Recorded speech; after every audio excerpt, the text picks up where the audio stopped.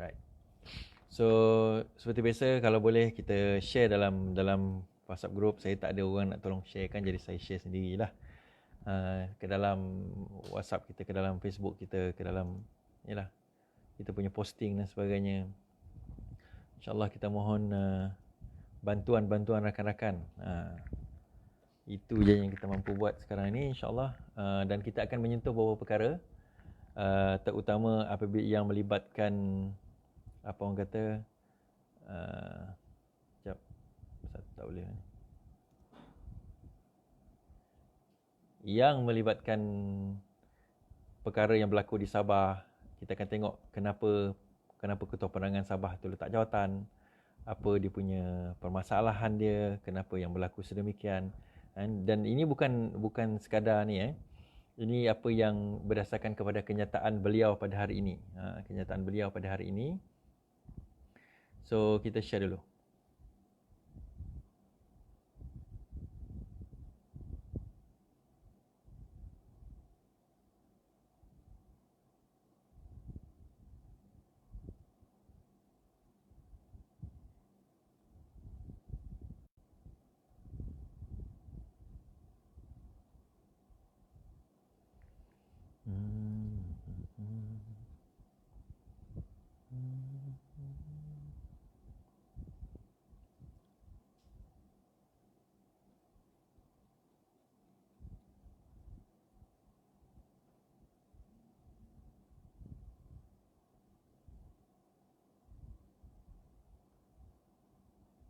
Okey.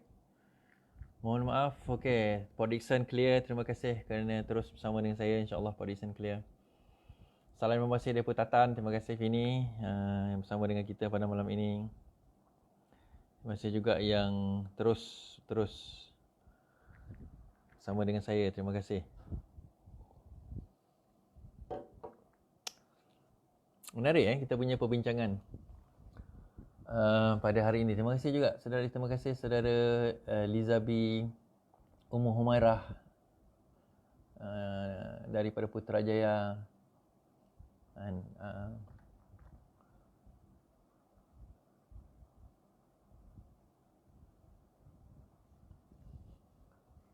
terima kasih kepada yang menonton kita daripada Sabah dan sebagainya. Albert Chan, salam bermasih dari JB. So malam ni lawan tetap lawan Chandra. Dubai is clear. Thank you Khairul Ali daripada Dubai. Pertama sekali saya nak bagi tahu bahawa dinner kita still on pada 3 hari bulan September Oktober nanti. Cuma sekarang ni kita masih mengharapkan rakan-rakan untuk membeli meja. Kita masih lagi menjual meja, kita masih lagi perlukan bantuan-bantuan rakan-rakan untuk donate dan juga beli meja kita. Kalau sekiranya tak dapat datang pun boleh je beli meja bernilai RM2,000, RM5,000, $20 dan juga RM50. Tapi kita sekarang ni fokus kepada RM2,000 lah, at least kalau kita dapat.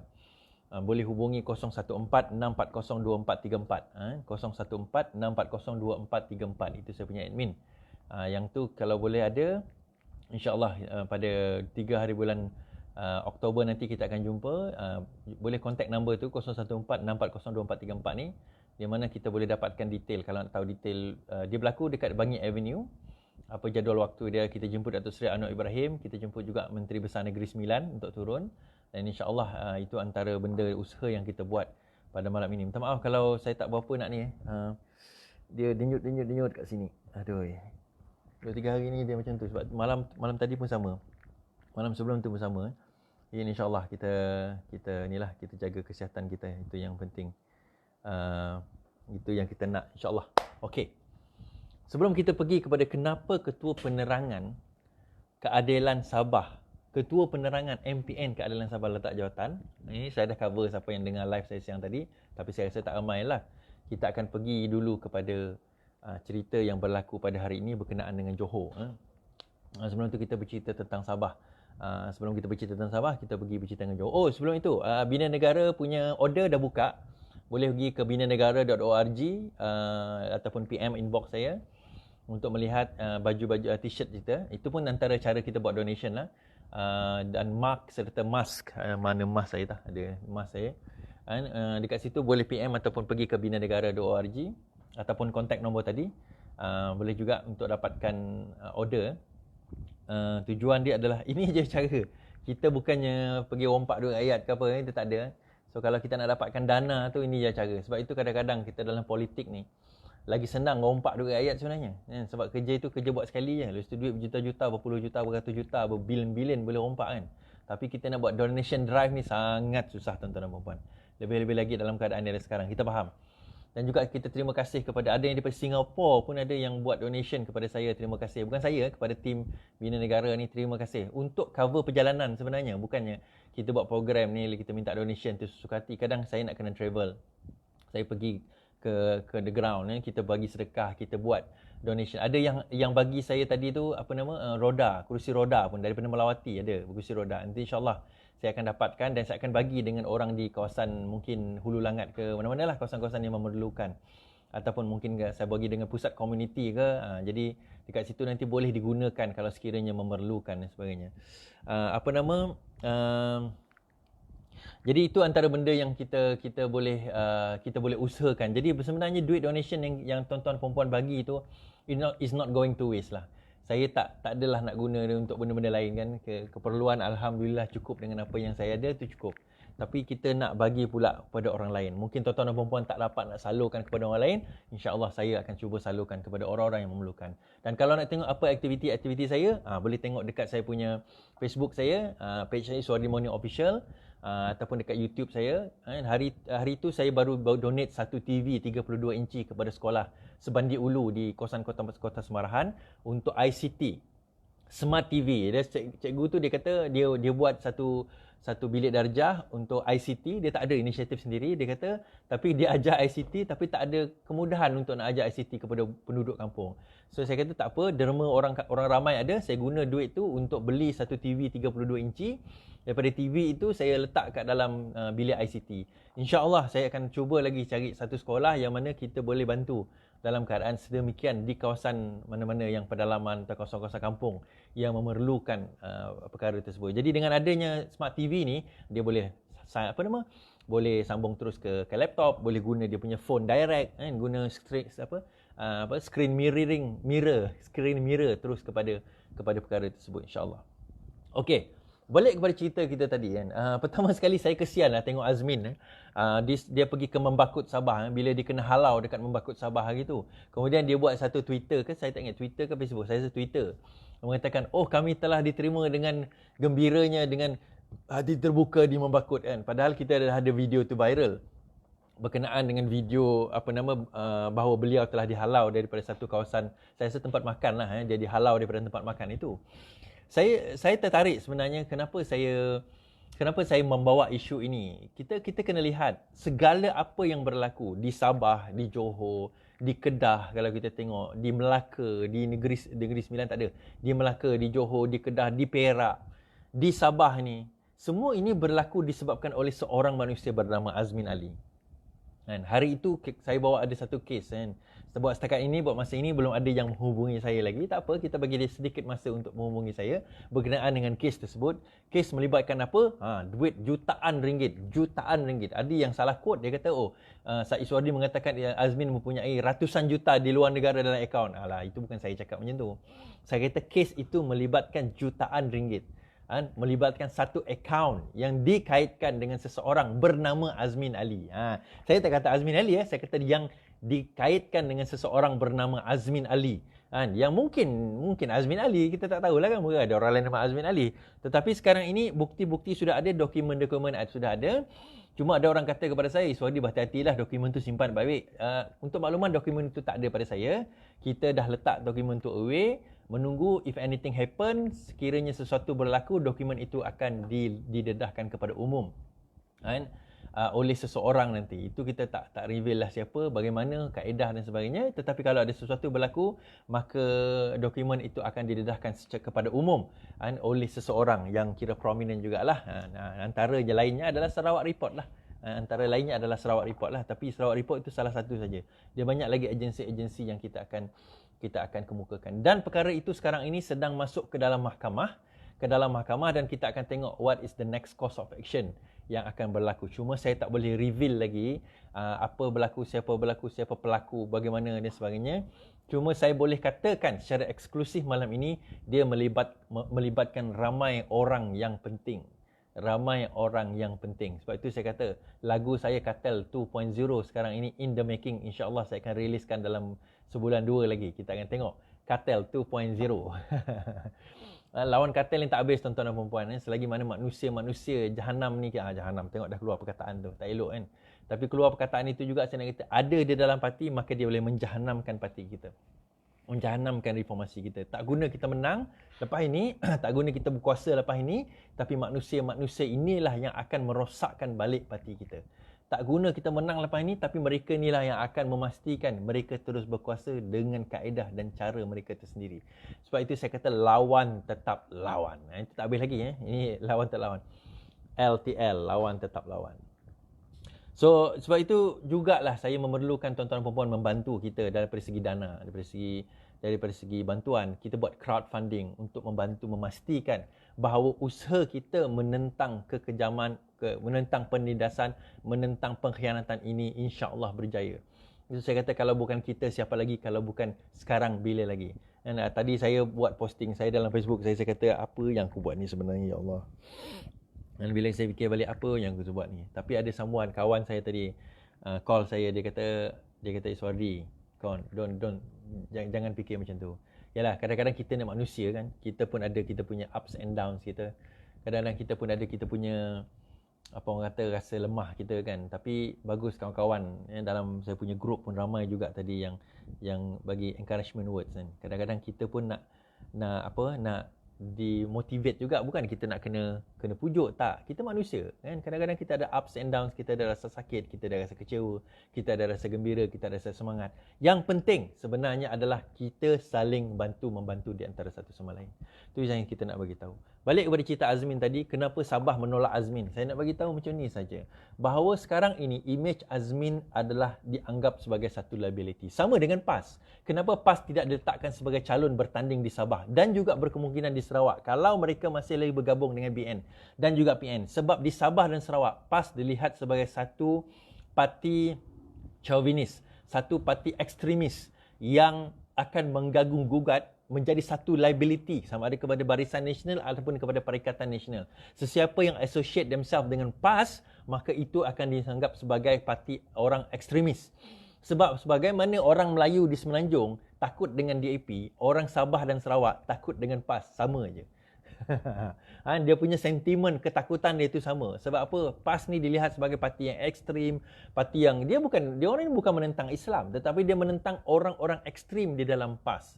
Di mana mereka melihat, mereka bayangkan kalau sekiranya PAS memerintah, dia akan jadi parti Taliban, parti yang akan merosakkan, menindas agama lain, bangsa lain dan benda-benda macam tu. Jadi sebab itu kita kata bahawa kenapa PAS tidak mendapat tempat di Sabah adalah kerana itu, adalah sebab dan utamanya kerana itu.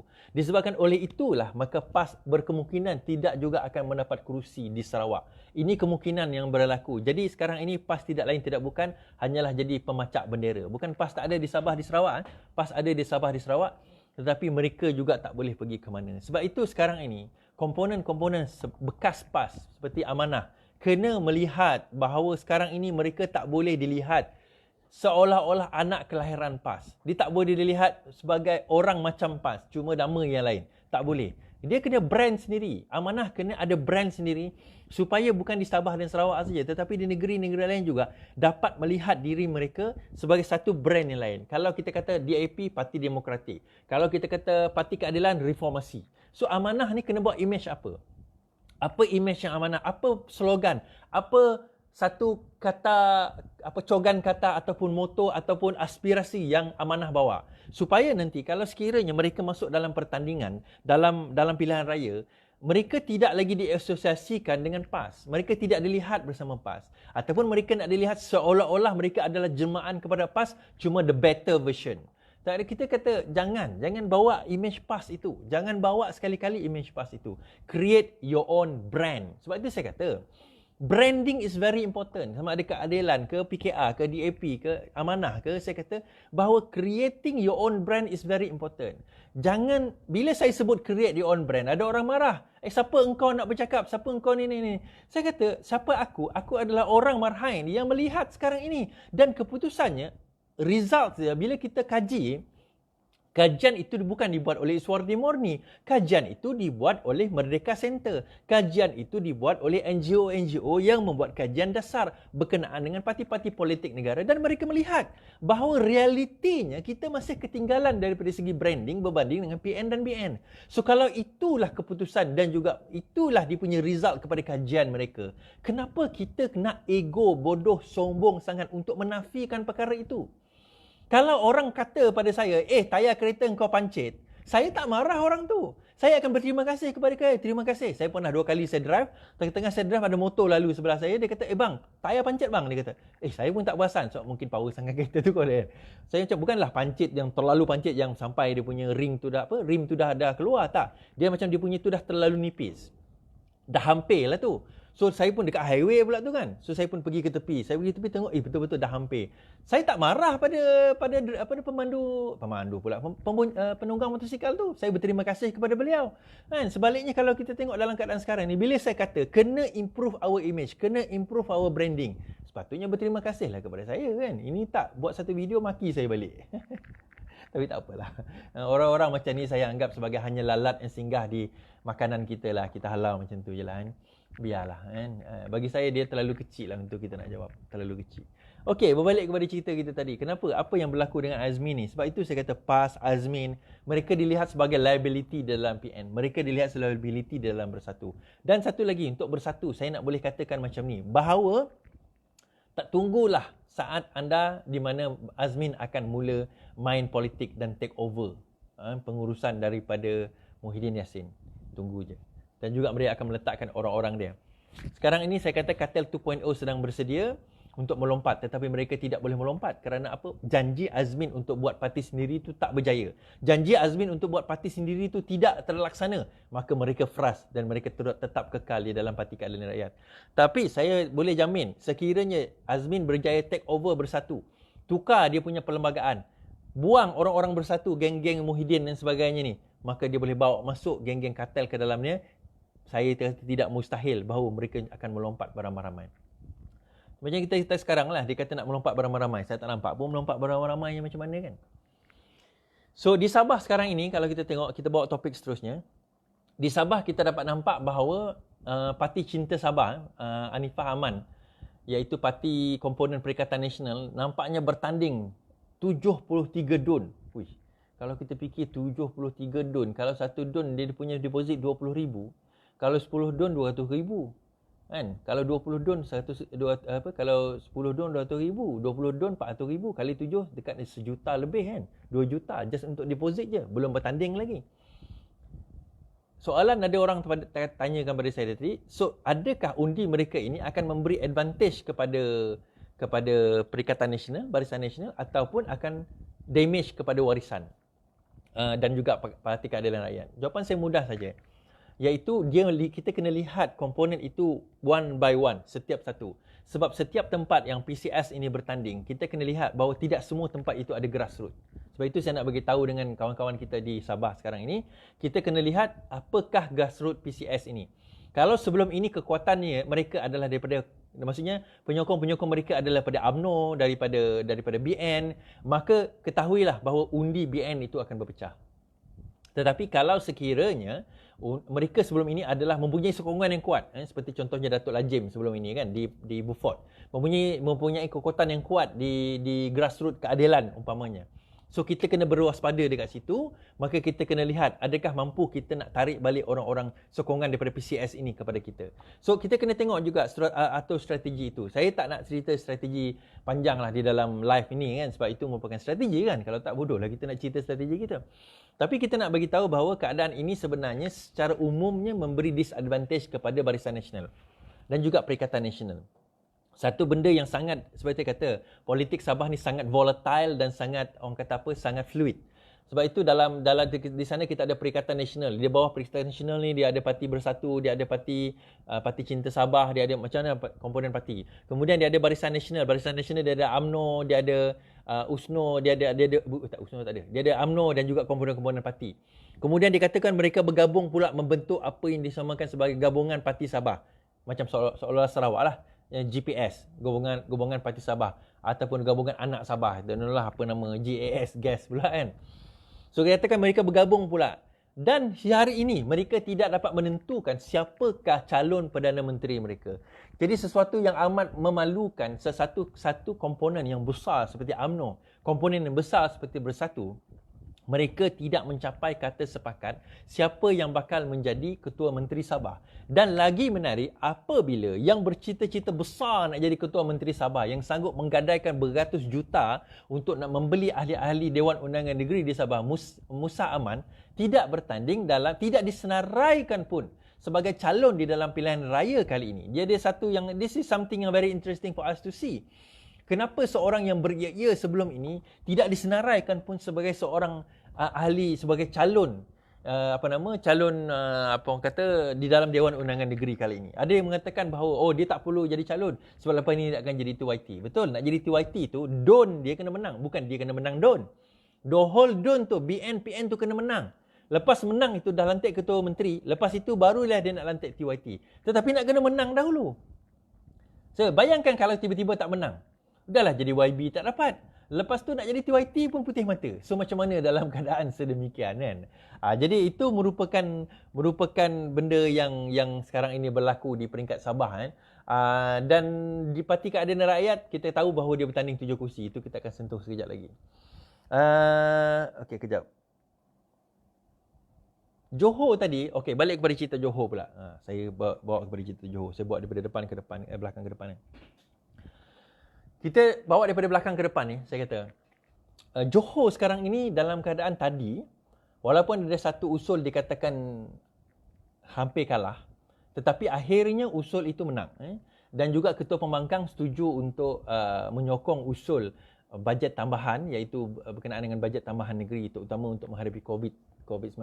Tahniahlah kepada Ketua Pembangkang kerana kita mengutamakan rakyat dalam isu ini. Dan kerajaan Johor walaupun dalam keadaan bergoyang sekarang ini, kita katakan bahawa mereka tidak tumbang, tetapi mereka berada dalam keadaan mereka bergoyang kerana sekarang ini kedudukan kerusi adalah 28-28. Maksudnya di peringkat kerajaan pun walaupun sebenarnya 29-27, tetapi Osman Sapian itu dilihat sebagai penyokong kepada Pejuang. Walaupun dia dilihat duduk di kerusi kerajaan, tetapi kita tahu dalam satu usul bahawa dia tidak mengangkat tangan. Jadi dalam keadaan itu kita katakan bahawa sebenarnya kerajaan masih dalam keadaan hung government, 28-28. So situasi ini tak boleh berlaku terlalu lama. Saya dah sentuh panjang teman ini. Dan saya boleh katakan bahawa kerajaan tak akan tumbang, kerajaan Johor tidak tumbang buat masa ini. Dia masih berjalan seperti biasa buat masa ini. Tetapi anything can happen buat masa ini. So saya percaya orang-orang seperti Hamzah Zainuddin akan terbang ke Johor selepas ini bagi membeli apa orang kata don dewan dewan pula YB di Pembangkang ini untuk memastikan mereka terus menyokong dan menyebelahi menyebelahi Perikatan Nasional untuk memastikan kerajaan Perikatan Nasional itu berkuasa. Kenapa saya kata macam itu? Saya kata kalau Kedah itu penting kepada Mukhriz, sebab itulah pentingnya Johor kepada Muhyiddin Yassin. Image seorang Perdana Menteri tercalar sekiranya negeri yang dia sendiri perintah jatuh ke tangan pembangkang. Maksudnya dia tak mampu untuk nak pegang kerajaan negeri sebagaimana yang berlaku kepada Pak Lah dahulu kan. Dia tak mampu nak tawan Pulau Pinang pun pada masa tersebut. 2004 dia berjaya. Cuma 2008 tu dia tak berjaya. Jadi itu adalah satu kemaluan.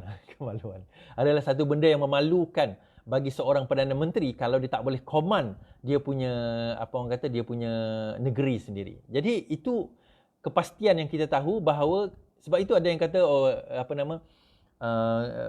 parlimen akan dibubarkan. Saya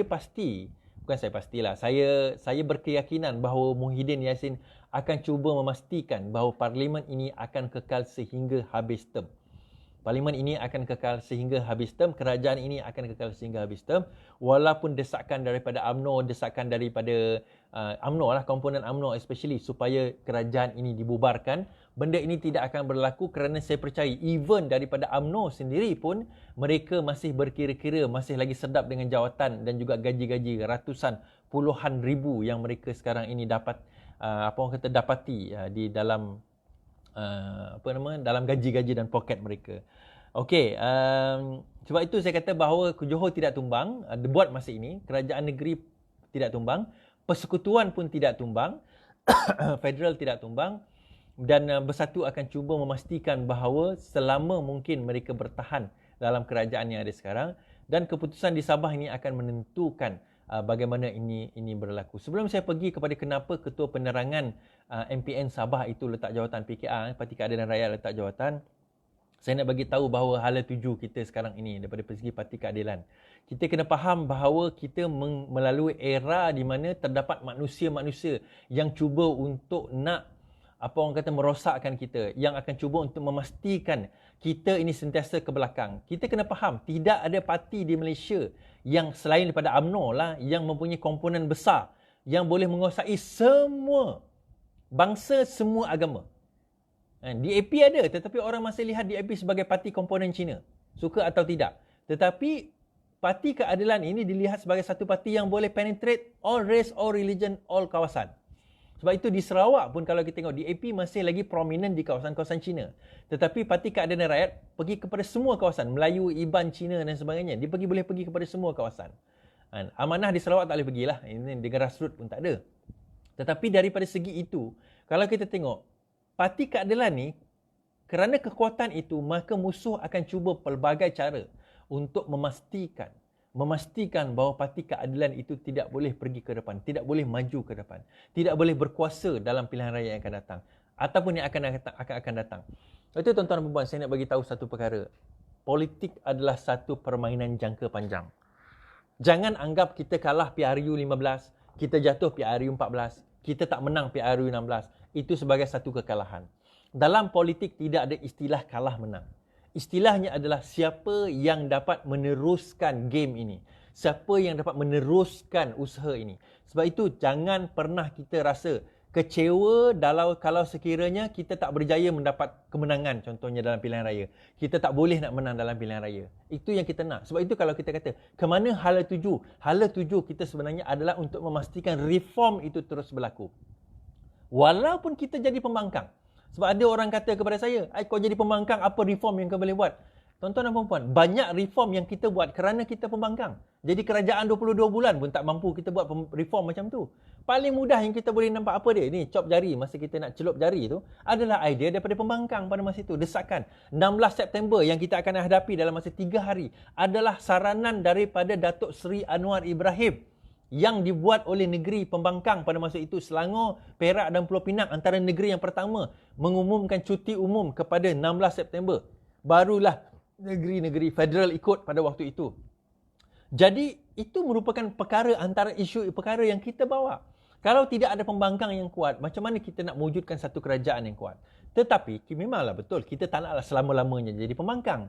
Dalam masa yang sama, kita kalau tak nak jadi pembangkang selama-lamanya, kenalah bekerja seolah-olah kita nak menang. Itu saya kata, kita bekerja macam kita nak kalah. Kita berehat macam kita dah menang. So macam mana kita sekarang ni? Bila saya buat usaha, saya kata saya nak buat dinner 3 hari bulan 10. Saya nak kumpul dana. Apa tujuan dana tersebut? Kita nak lawan pengkhianat. Tetapi take up kita masih lagi slow. Saya fahamlah mungkin ekonomi kita tak apa nak baguskan. Terima kasih kepada yang dah take up. Terima kasih. Teruskan. Kita ada 2 minggu lagi sebelum kita punya dinner. Kalau nak juga sekiranya nak meja tersebut kan, boleh PM saya ataupun boleh hubungi nombor berikut iaitu 014-640-2434. Merchandise pun kita ada, dinner pun kita ada, kita jual, kita buat dengan Bangi Avenue, kita jemput pimpinan-pimpinan parti untuk datang. Tujuannya adalah untuk kita nak kumpul dana, kita nak buat gerakan ni. Saya nak buat live, kita nak buat gerakan, kita nak bantu orang lain buat live, kita nak bantu YB lain. Kita nak bantu untuk menang pilihan raya. Memanglah duit itu tak cukup nak bantu menang seluruh Malaysia. Tetapi tuan-tuan dan puan-puan, saya buat benda ni pun bukannya ada orang bayar. Free je. Maksudnya kalau free itu boleh sampai kepada ramai orang, bayangkan kalau kita ada dana yang besar untuk kita nak membantu. Bayangkan dia punya fold, berapa fold kita boleh bantu. Akhir sekali, berkenaan dengan Ketua Penerangan Negeri Sabah, Parti Keadilan Rakyat yang meletak jawatan semalam. Kedua hari lepas, saya ingat 2 hari lepas. Kenyataan itu sebenarnya adalah satu kenyataan yang bagi saya tepat. Menunjukkan bahawa saudara Simsudin, ada orang kata Simsudin ni kartel. Simsudin bukan kartel. Orang yang cakap dia kartel tu, orang tu sendiri tak tahu makna kartel tu apa. Saya kata, kenapa Simsudin berbuat kenyataan demikian, membuat tindakan sedemikian. Saya harap dia ambil baliklah beliau. Dia ni adalah ketua cabang bagi Labuan. Dia tak bertanding pun. Dia bukan letak jawatan sebagai ahli, dia letak jawatan sebagai ketua penerangan MPN. Maksudnya dia setakat ketua cabang biasalah, dia tak menjadi ahli. Kenapa dia membuat kenyataan sedemikian? Pertama sekali, kita kena sedar bahawa pada sehari sebelum, saya ingat saya pada sehari sebelum penentuan, saya 9 atau 10 hari bulan pada waktu itu, 9 hari bulan, saya 9 hari bulan, kita telah pun membuat pengumuman, saya 10 hari bulan, bahawa kita akan bertanding, Parti Keadilan Rakyat akan bertanding di 14 kerusi. Apabila kita mengatakan kita setelah akan bertanding di 14 kursi, dan bukan dia cakap, ini hasil rundingan, hasil mesyuarat, hasil persetujuan. Tiba-tiba keesokan harinya, pengurusi MPN boleh pula kata kita bertanding 7, tanpa merujuk kepada pimpinan, tanpa merujuk kepada Majlis Pimpinan Negeri. Maka kenyataan itu seolah-olah nak mengatakan kenyataan Simsudin itu seolah-olah macam menipu. Jadi bagaimana orang kata disiplin dalam organisasi itu boleh berlaku sekiranya tidak ada seolah-olah macam kita tak ada satu kata-kata sepakat. Even dalam keadaan kerusi sekalipun. Pada waktu itu kita yang dahulu membuat kenyataan sebelum warisan. Kalau warisan letak calon kat situ, warisan yang langgar kita, bukan kita langgar warisan. Itu je sebenarnya benda yang kita kena faham yang berlaku sekarang ini.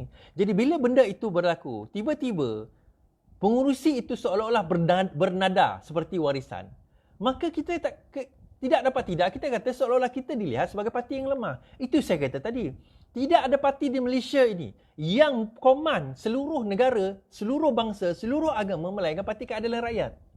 Kita bukan nak menafikan warisan. Kita sahabat dengan warisan. Cuma kita nak bagi tahu dengan parti-parti lokal ini. Jangan bangga sangat dengan parti lokal. Yelah, kamu boleh jadi kerajaan di peringkat lokal. Tetapi di peringkat persekutuan, kamu still kena bergabung dengan Parti Keadilan. Kamu still kena bergabung dengan Parti UMNO. Kamu still kena bergabung dengan Parti Bersatu. Kena bergabung dengan Parti Melaya yang kamu panggil tu untuk nak jadi kerajaan persekutuan. Kalau tidak, selama-lamalah negeri itu akan jadi negara pembangkang. Negeri pembangkang. Jadi selama-lamanya jadikan negeri pembangkang, ke mana hala tuju lagi negeri dan penduduk negeri tersebut? Kita tak nak penduduk Sabah dan Sarawak ini selama-lamanya jadi pembangkang. Tapi dalam masa kita jadi kerajaan, biar kita mempunyai kerajaan yang bersuara. Parti lokal tak mampu memberi suara tersebut. Dia hanya boleh dibuat oleh parti nasional. Tapi warisan dah bertanding, tak apalah, bertandinglah. Itu kita tak boleh nak kata apalah kan. Tetapi itu saya kata tadi. Politik ni adalah politik jangka panjang. Jangan anggap bahawa dia akan berlangsung, dia akan habis kat sini je. Kita ingat dulu zaman tahun 90-an yang berkuasa PBS. Selepas itu UMNO. USNO sebelum itu. Lepas tu kita ada parti-parti lain di Sabah yang berkuasa. Kemana mereka sekarang ini? Masih ada lah, still masih ada.